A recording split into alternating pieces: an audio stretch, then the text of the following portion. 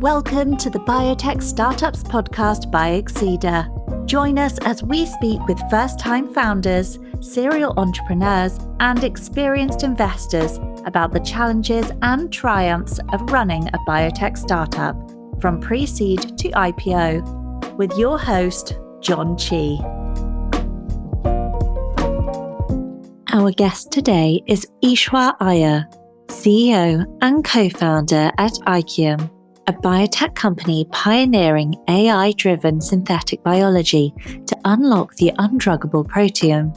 Under his leadership, Aikium has developed Yotta ML², the first AI-powered platform capable of screening 1 trillion proteins. Combining generative AI with large protein display technology, Yotta ML² enables Yotta-scale machine learning to tackle diseases once considered out of reach. This work builds on Eswar's deep background in AI, multiomics, and protein engineering. He holds over 100 patents and helped launch spatial biology platforms like Xenium and Visium HD during his time at 10x Genomics. At Harvard and the Wyss Institute, he led foundational work in transcriptomics, CRISPR screening, and tissue engineering. With deep expertise in synthetic biology and AI-driven discovery, Eswar brings a rare perspective on turning cutting-edge science into real-world medicines, making this a conversation you won't want to miss. Over the next 4 episodes, Eswar Iyer shares how his journey took him from a curious kid in India to a biotech founder, shaped by a lifelong love of building, a passion for translational science, and a desire to make research more impactful. He reflects on the defining moments along the way, from designing custom tools in grad school to helping launch cutting-edge products at 10x Genomics, and how those experiences led him to start his own company. Eswar also talks about the realities of early-stage biotech, how Aikium came together in a down market, how the team stays focused in a noisy space, and why clarity of mission matters most when you're building with limited resources and a long-term ambition. Today, we're diving into Eswar's childhood in India, his early fascination with chemistry and biology, and how a natural curiosity for the world around him sparked a lifelong passion for science and problem-solving. He shares stories of rescuing birds, building telescopes, and blowing up hydrogen experiments in the backyard, and how nearly failing 9th grade became a turning point that reshaped his approach to learning. We also explore his early research experiences, the mentors who opened new doors, and the moment a developmental biology class completely changed the course of his career. Without further ado, let's dive into this episode of the Biotech Startups podcast. Eswar, it's good to see you again. Thanks for coming on the podcast. Thank you so much, John. It's good to see you as well, and great to be on the podcast. Yeah, no, I appreciate you taking the time. As we were thinking about where to start the conversation, we always like to start in the earliest days, because our, thesis, and I guess just like belief, is that one's upbringing has great influence on kind of one's trajectory and kind of what you are doing, or what folks are doing in current day, and how you are leading your business or your career. And so if we turn back the hands of time all the way back, tell us about your upbringing. What was it like? What was your adolescence like? How did it, were there any pivotal moments that really got you into science, got you interested in business, and like how did this shape your business philosophy and leadership style? Take us all the way back. I grew up in India in various places, so I traveled a lot. My father was in a government position, which took him to various places. Pretty, middle class family, as in we have values, respect money, respect hard work, things like that. Mostly my childhood was, I was known to be a tinkerer. So if everything, I like taking things apart and understanding how things worked. I was not as interested in reading, or at least the school the traditional academics. I found it to be a little, I guess it was not engaging enough. So I always like taking things apart, understanding it. I used to build telescopes. We had a solar panel, so I used to try making hydrogen from water, and that created a huge explosion. I liked animals a lot, so there are a lot of animals where I was growing up, migratory birds, and sometimes it would be very hot, so they would, uh, you know, you'd find them sort of needing small rescue. So I was always very interested to. I was just curious. Perhaps it was not that I was, more than anything, I was just curious, and I was trying to bring them home, take care of them for a few days. Usually they would, get good, and then they would fly away. So I had squirrels, parrots, cat, dog, a woodpecker once. Wow. Things like that. So it was very interesting from that perspective. So I had a very colorful, interesting childhood. So just, tinkering, breaking things and all. But the pivotal point that you asked was, I was in my 9th grade, and I enjoyed these outward activities so much more that I didn't pay attention. I was so busy trying to invent things that I didn't pay attention to my school enough. And I almost dropped out of my school. So I failed in 9th grade. So that was not very nice for my parents to know. Yeah, I'm sure. My sister was very good in academics, and typically, that academia is valued very highly in our family. So that was a very hard time. But something flipped once that happened. I was always so afraid of failing and disappointing that once that happened, I felt pretty relieved that it just happened, and the stress came down. And I was very fortunate. Of course, my parents were so supportive that I felt like, okay, I had another shot at this. Yeah. And I guess coming to think about it as to how naive and optimistic I was that life will just work itself out, I think the probability was low, but in some ways it has worked to my advantage. So yeah, that was hard. I think something flipped inside me. Then I started figuring out how to learn and so on. So yeah, I failed my 9th grade, but then I got back. Then I became good slowly at academics. I got into a good undergraduate school in India. It's called BITS Pilani. It's considered one of the premier places in India. And there too, I would always do a project. There was a, festival of sort of science projects, which was across the country. And I would always take some hard problem and work on it. I was fascinated with that. I worked on biobatteries. I worked on devices that you strap on, and when you walk, it converts your walking motion into electricity in some manner. And I worked on an airplane that flies by flapping its wings. It was an ornithopter. Now, I guess you get toys, but at the time it was not. I was fascinated as to how birds fly, and there's whole mechanics to it. Like bees are not supposed to fly, but so I spent a lot of time studying all of these things. So yeah, it was just trying to keep up with academics, but at the same time spending a lot of my time and resources on this. In some ways, this kept me away from trouble, just because I was into all of these things that I didn't have enough time to get into trouble. So I just made, good friends, and I would sort of spend most of my time, building devices, telescopes, or researching into things, or interning into science. So that's sort of my upbringing. Very cool. Sort of tinkering. I was going to say, how did your parents react when you had all of the animals coming home? They didn't like me bringing all of those animals in. And especially, in my culture, some animals are not considered good luck to bring inside the home. Okay. Like a crow. I even had a crow once. So I had to find arrangements where I could only do. They were very supportive, though. I had to take care of it in my backyard, and sort of I created a little space for it. But they were generally very supportive.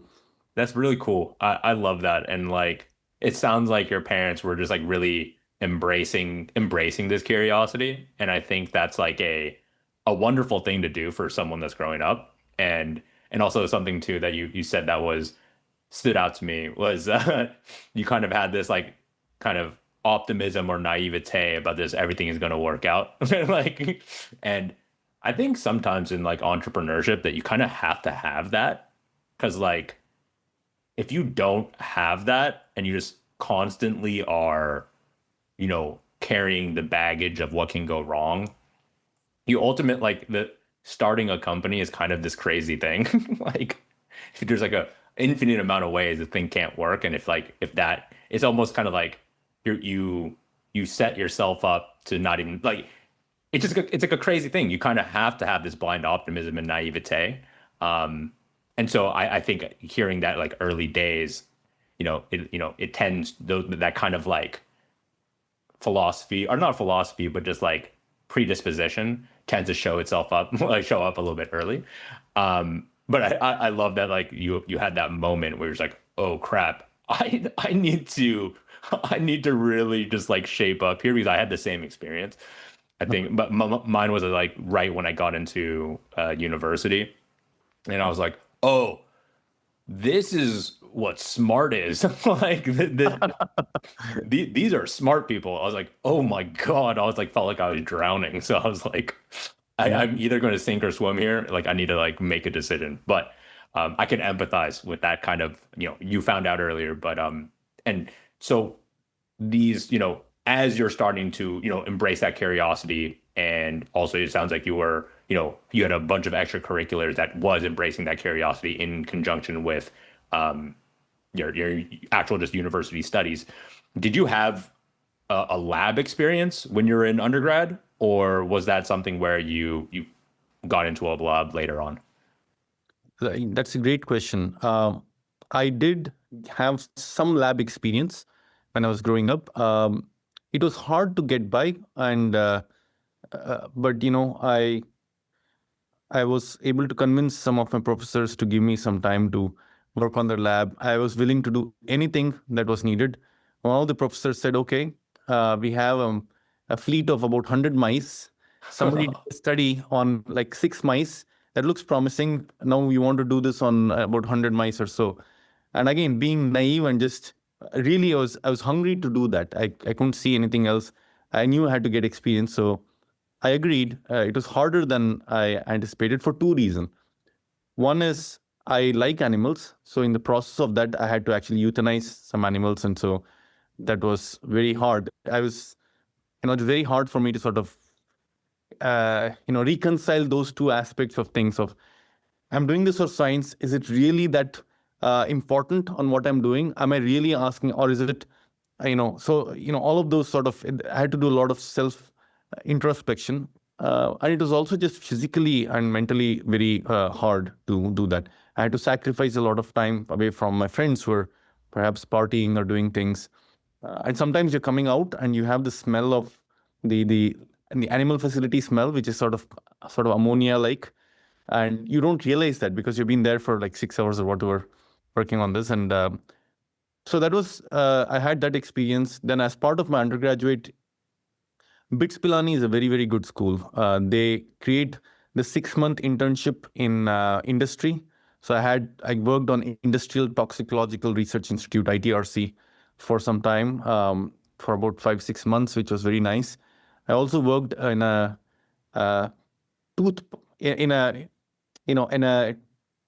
manufacturing facility for, I guess, the dental oral hygiene. There was a 2-month internship where I learned about QC and how things happen. So yeah, I think I had some experience. It was cool. Perhaps I've seen some people getting a lot more extensive experience nowadays with the latest technologies, but I did my best to do what I could. Yeah, and like I look at people like folks who are in like grad school now, and they're just like all the stuff that you had to do manually. Like I feel like I was just like now I was living in the Stone Age. I was like oh my God, like what, you guys don't do gels manually anymore? Like this is everything's automated. Like everything's a liquid handler now. Like I was just like pipetting like and everything just automated. I was like, you guys live in the future. So like I'm so jealous. But I totally think like,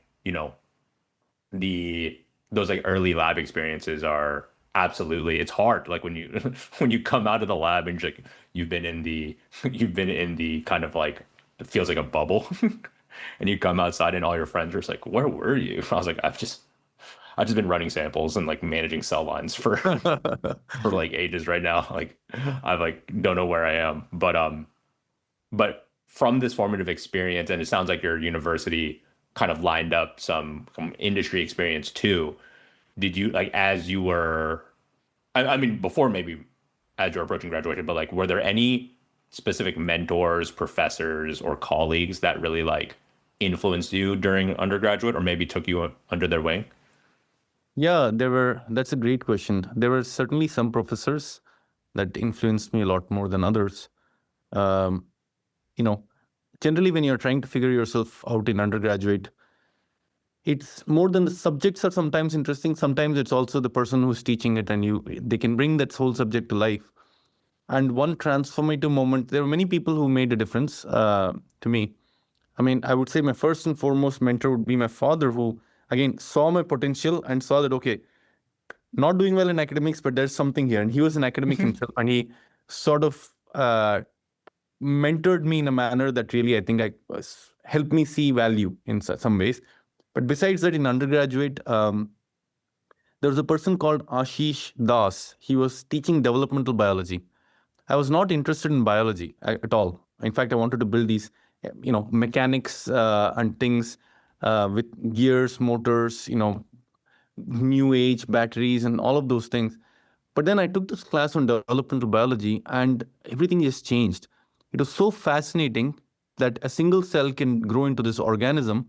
And it felt like a different kind of almost an alien engineering technology that was light years ahead of wherever we are. Here we are trying to make these things with crude, gears and things. And here are things that just, self-assemble, self-organize and grow, and almost like soft robotics. I'm even using these terms because of the evolution that I've had. I didn't even have these words, but it just seemed so mystical and so complex and so elegant and beautiful and so engineering oriented that I just got completely drawn into that. So much that I, for a PhD later, that guided me into doing my PhD in developmental biology. So Cool. That's awesome. And did this professor like, I had the exact same moment, like the same way where like this, I had like a formative like high school AP biology teacher. And it was just like, sometimes it is just like they can, the mentor or the teacher can truly make it come to life is what it seems. And was that for you? Was it a similar thing for you where just like this teacher just like showed you how cool it could be and just like it kind of like created that initial spark? I would say so. I think, sometimes when you make somebody wonder, besides what's in the books, and I think it really sparks, it sets you ablaze. Yeah. Many professors would come and they would start drawing things on the blackboard and then they would start talking. And some of them were very popular. I just couldn't figure out why. Yeah. But some people they have a way of creating curiosity in you or fostering that curiosity by saying, here are all the things we know, but there's so much more that we really don't know. And kind of laying that out rather than just saying, hey, we know all of this thing and this is A, B, C, D. That to me just felt like, hey, this is interesting, fascinating. I just want to learn more. Yeah, absolutely. And I think that is like, I felt the exact same way with like sometimes when they're just like the former that you described of just like, here's what we know, memorize it. I was just like, oh, this is a drag. Like, but exactly that, the latter, what you described of here's what we know and here's what we don't know, or there's a ton that we don't know, and creating that sense of wonder, but also, and like that style can also be transferred over to when you are like outside of just like the academic setting, like even like to get people like your team or just like your company to like have that sense of wonder of like discovery and adventure is like it's a powerful thing, because like you don't want to, you also have to keep your team fired up and curious and kind of inspired. But if it's just like kind of this rote, just like to-do list, it's just like you'll never get anyone fired up. So I love that style of teaching and honestly kind of like leadership. So as you're kind of, approaching graduation, did you know that you were eventually going to do graduate studies? Kind of like where was your head at? Were you like contemplating going into industry? Take us to your mindset then. Again, this naive optimism and deep interest and passion and curiosity predisposed me to a certain kinds of things. I wanted to be an innovator. In other words, I guess I can use these words a little more. I can articulate them better, but I couldn't articulate it. But I wanted to create useful things that would be useful to people, that was helpful to the society in some way. And that's really where I wanted to be. And I knew that scientists and those are the people that may be the case where you can do curiosity and still invent new things or innovate new things. And I was told you have to do a PhD. So with that very limited information, I figured that I have to do a PhD. So I didn't apply for any jobs. A lot of people were interviewing at many companies, applying for jobs. I might have just sat in one interview, which I probably did really poorly. So I kind of just assumed that I'm going to go do this PhD and so on. And it was hard, as in it was not a lot of information available. It was clear I wanted to go somewhere where I could do more inventive things. I knew I was not good at many things, but I knew there was one place where I had a shot of being good at, because I really just enjoyed myself doing those things. I couldn't say that I'm good at it even, but I just knew that I could think longer and harder than many of my peers could. And I could sort of, sit there and just be lost in solving a problem. So I knew that's likely a place. And someone told me, if you don't want to work all your life, find something that you are passionate about. So all of these things are but a state of mind, and it seemed like they were converging in one place. The question was, who was going to give me an admission? Let's figure that out, and then we can sort of think about the next steps. Yeah. I mean, that's honestly, I love you said it pretty succinctly. It's just like you understood what you're not good at, but you understood your strength of being able to just think longer and harder about a given problem set, but that seems to really align with a PhD. Like, even though that was your only thing that you had, like you didn't need to, you're like, all these other options just don't seem like a fit. Like, I'm just going to go for this. And that's like, I think sometimes it can be, people always talk about creating optionality, like have a backup to your backup to your backup to your backup to your backup to your backup all the way through. But sometimes if you just like kind of hunker down and focus on a specific, you like lean into your strength, and it ends up, and sometimes it can work magic, and it seems like you found that kind of affinity. Now talk a little bit about actually getting into a PhD program. Like, it's, how did that opportunity come up? What were you looking at? Kind of what was your approach to that? On that, again, there was internet, but it was not as clear. And I did not have as much information as perhaps I would have liked to make good decisions and so on. But I did apply to a bunch of schools, and some of these I didn't realize, geographically, they would not be the best place. And I got into George Mason University. So that was really good. There was another advantage there. My sister was also doing her PhD there. So my parents preferred, we're like, oh, hey, you'll have somebody in a new country, you'll at least have somebody, and then, so that was also appealing. So all of those sort of converged into going to George Mason, which was a great school. I mean, it was still new for biology, better known for law, but I was very fortunate and grateful for the opportunity that they provided. And I learned a lot in that space. So that's how that opportunity came about. Is your sister in the similar field of study or a completely different field of study? In a similar field. We did our undergrad in the same school, and she was a few years ahead of me. And so she was in biology, and she was working on HIV, and she was working with a professor at George Mason University doing research. So that was very helpful. When I went there, I asked her, hey, who should I work with? And she said, hey, these are the people that are good, and you should try to, find a way to work with one of these people. So That was very helpful. Awesome. That's like the stars aligning. Like you kind of have you have the playbook or like a kind of a rubric ahead of time. That's pretty cool. And so moving from India to Virginia, how was that experience for you just personally and maybe professionally? Like it's a brave new world. Like, can you talk about just like what your experience like coming to Virginia was like? Yeah. Um, I had seen a lot about, again, I was aware of some of the cultural elements in US and so on, and I was very excited to come. But I was really, it's when you experience it, it's different.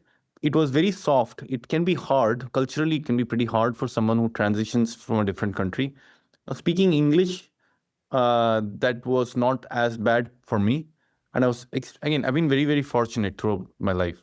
I had my sister, so I had someone I knew closely who I could lean on. So I was a little less stressed than if I had no one. So that buffered things a little bit. So it was new. It was exciting, just trying to figure out, the cultural differences, communication styles, like what are, for example, the culture I come from, it's you you have to be. It's not considered very good to speak about yourself or sort of promote yourself in any way. Whereas it could be seen as not very good if you're not able to talk about your accomplishments or achievements in some way. There's subtle things that I had to learn about. But these are, I guess, common, natural when you make the transition. But overall, it was really positive. What was what was nice was everyone was very welcoming and understanding of the cultural differences. And George Mason is a culturally diverse school. It has such high diversity that I didn't feel that out of place, to be honest. Cool. So it was very welcoming. And now, after all these almost 2 decades, it feels like Virginia feels like home in a way because I spent all this time. So interesting, different, but was fortunate to have some buffer, and everyone was quite welcoming. So that made it very nice.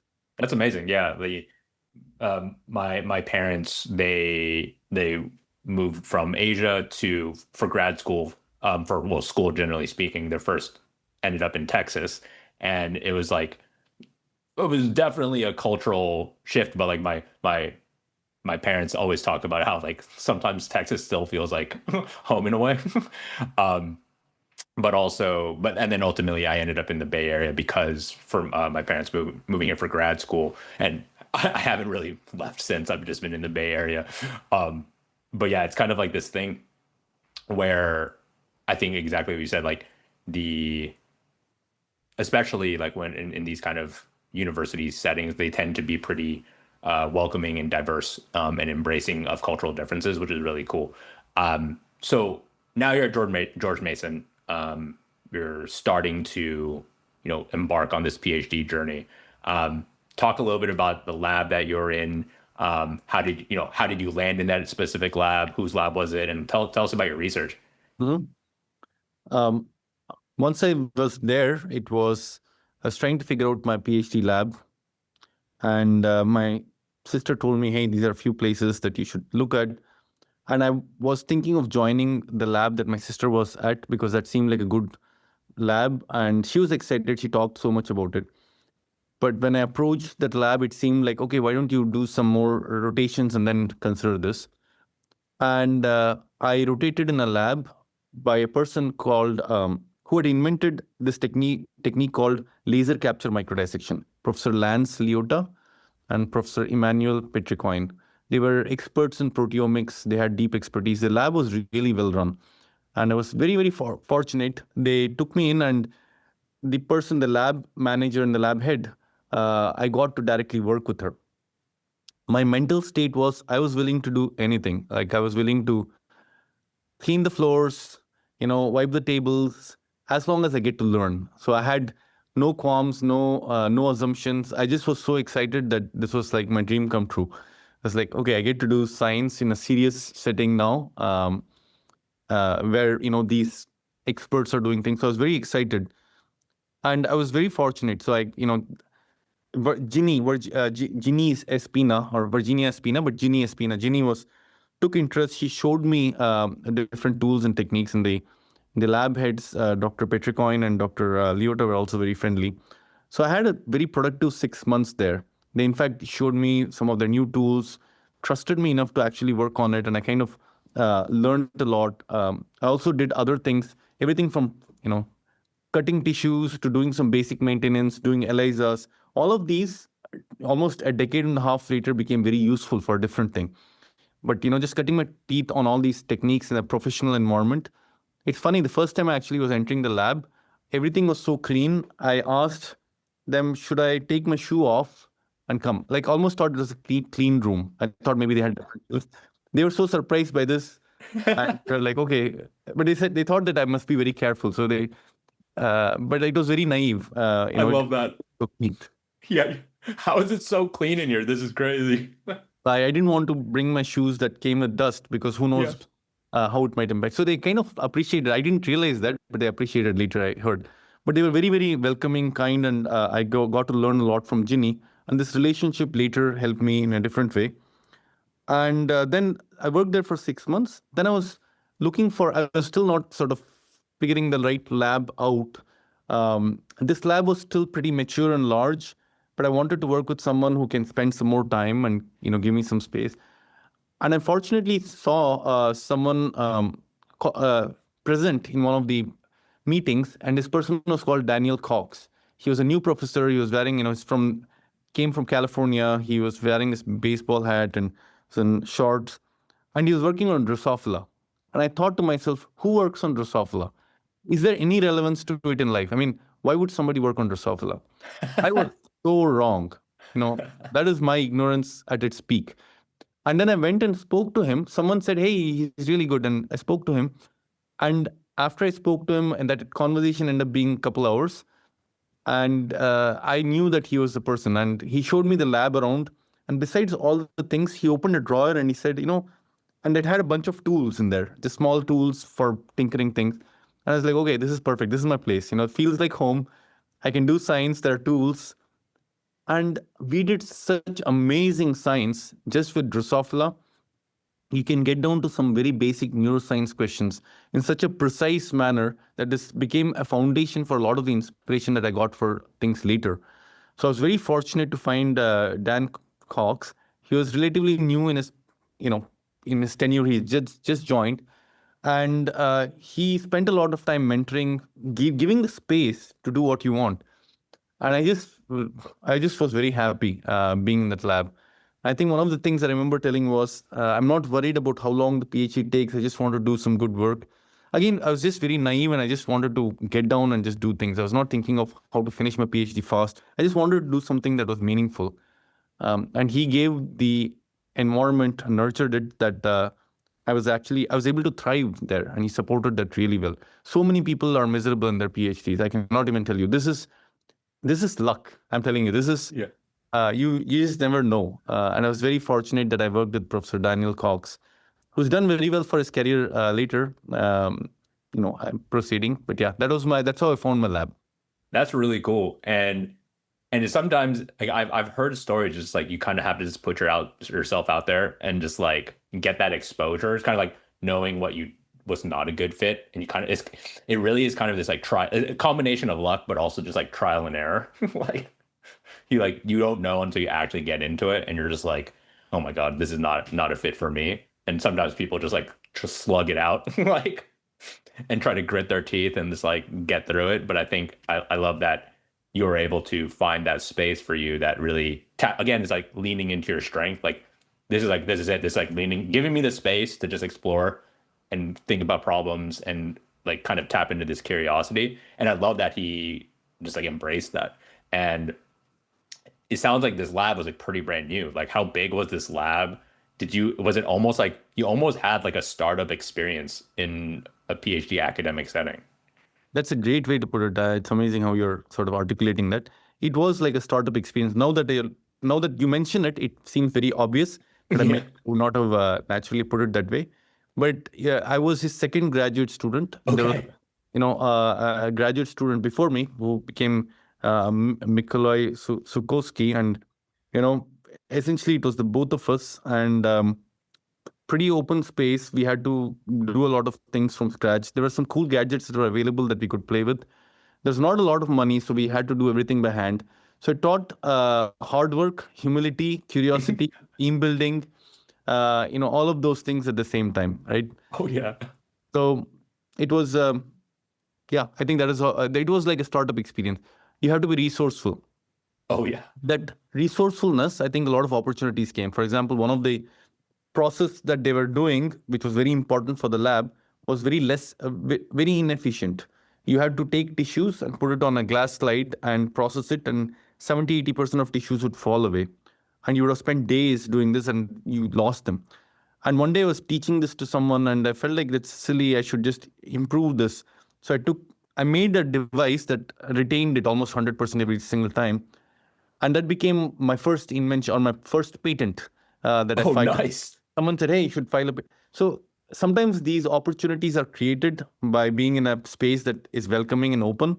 And yet too much resource is not always conducive to creativity, because you're always thinking, what can I buy that will solve this? I'm not saying it's a bad thing. Sometimes just being pushed into the corner and saying, you need to be really better. You have limited resources and you need to do this 10x better. Go figure. Yeah. I think those skills definitely play out when you're doing startups and other things. Yeah, no, spot on. That was the exact, that's the reason why I started Exceeders. I was like, it was like, oh, like, I have had experiences in well-funded labs and experiences in not so well-funded labs, but like where the kind of spark for Exceeder came from was in the not so well-funded lab. And I think I've told the story, but like I was tasked with running samples up to the flow core. So you're on the Berkeley campus, so Stanley has the flow core at the top of the hill. I was down at PMB, so like almost down by Shattuck. Wow. And so every day I'm just running up that hill. And I was like, there's a waiting list. You sign up for the waiting list and you're like, is this how is this how high performing labs operate? Where you're like running samples up to the flow core and just like waiting, and then you come back and it takes forever. So it's kind of this thing where we couldn't afford to have our own flow, but just like trying to figure out how can we you create a financial product to enable folks to get the tools that they need.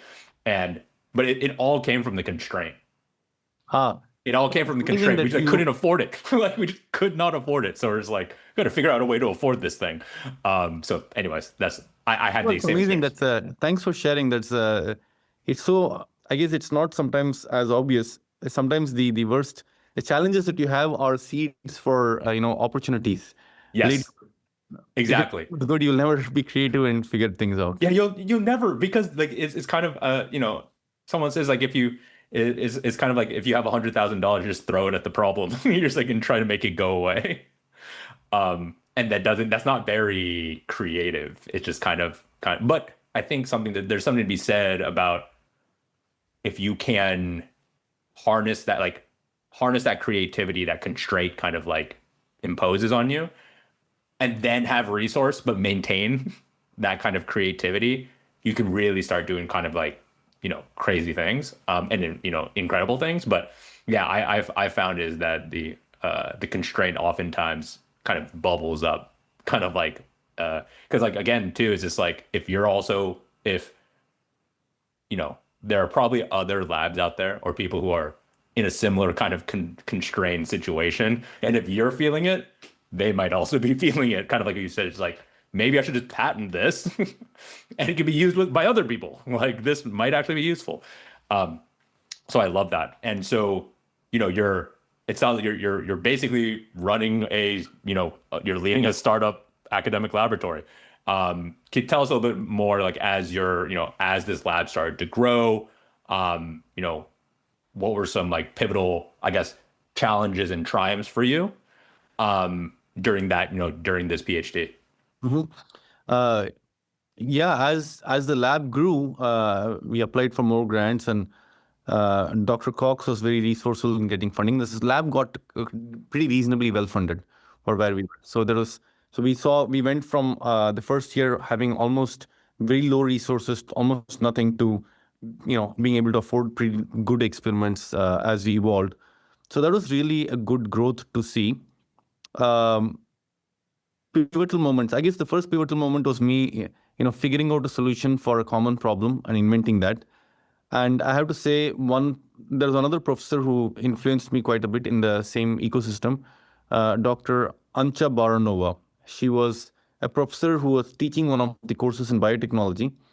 And that's when I was starting to understand there's biotechnology, there's companies that do things, and there's academia. But typically academia makes you feel like biotechnology is like this dry place where you just do things. But she was very resourceful. I learned a lot. And when I mentioned to her once that I have made this device and so on, so she said, hey, you should patent it. And she immediately set up a meeting with the patenting office. That really helped me. That was how I basically got started with my first patent. If she had not promoted and my PhD advisor had not supported me, I wouldn't have perhaps even had my first patent there. I didn't think it was worthy of patenting, personally. I just thought it was a thing that I would just do. It's something that I would just whip up in 2 hours, and that's not so important, right? Yeah. But somebody else saw the value. So that was one pivotal moment to see, okay, I can create something that's interesting. The second was, there was an important challenge. Everybody is trying to study cells in a tissue level and so on, but this new technology of isolating single cells from my rotation on the laser captured microdissection lab, my PhD advisor was interested to see, can we isolate single cells and do profiling of them? This was, I have to highlight and say, this was quite ahead of its times. Single cell and spatial is becoming a thing now. Now I realize how valuable that was. It doesn't matter. You might have been in a school that might not be perhaps Harvard, but they were doing some cutting edge science. And he could think that, hey, spatial reasoning is super important. And so he knew that I liked these hard problems. And he said, do you want to try this out? So that was perfect. I could go to my previous lab where I had interned. They were kind enough to give me access to a new instrument, which was very expensive, trusted me with that. And my task was to figure out how to cut single cells that are single types of neurons and isolate in their transcriptome and amplify them without a bias and do a microarray was the thing. It was next-gen sequencing had not come, or just barely getting innovated. I learned so much fundamentally from that space. I could talk a lot about that, but it was really challenging. In fact, once I was doing this technique, the technique seemed to work the first time, and everybody got excited. This is a good lesson here. Everybody got excited, and let's do more. And once I started doing more, it never worked after that. Yeah. And it was really, really embarrassing. And I knew it worked the first time, and I could get it to work. The cells could cut. And then after 2 months or so, I was starting to think, what's happening here? And luckily, I'd made detailed notes of everything, and I went and looked at every parameter. And then once I was working late evening and I got very frustrated, and then I needed to take a break, and I went outside because it started to work and then it stopped working again. And I went outside and I realized that it was fogging up and the humidity was increasing. And it stuck. It could be something with the humidity. Then I ran, and next day I got a humidity meter, kept it locally, and I realized it was correlated to the humidity, when it works versus not. And I was able to crack that problem. Thanks for listening to this episode of the Biotech Startups podcast with Eswar Iyer. In part 2, you'll hear how Eswar's time in grad school shaped his identity as a builder, whether he was automating image analysis by hand, machining custom lab parts, or designing tools to accelerate research at scale. He also shares how a cold email and a few lucky coincidences led him to the Wyss Institute at Harvard, and why that experience changed the way that he thought about science, translation, and technology. If you're enjoying the series, be sure to subscribe, leave a review, and share it with a friend. Thanks for listening. The Biotech Startups podcast is produced by Exceeder. Don't want to miss an episode? Search for the Biotech Startups podcast wherever you get your podcasts and click subscribe. Exceeder provides research labs with equipment leases on founder-friendly terms to support paths to exceptional outcomes. To learn more, visit our website www.exceeder.com. exedr.com. On behalf of the team here at Exeda, thanks for listening. The Biotech Startups podcast provides general insights into the life science sector through the experiences of its guests. The use of information on this podcast or materials linked from the podcast is at the user's own risk. The views expressed by the participants are their own and are not the views of Exeda or sponsors. No reference to any product, service, or company in the podcast is an endorsement by Exeda or its guests.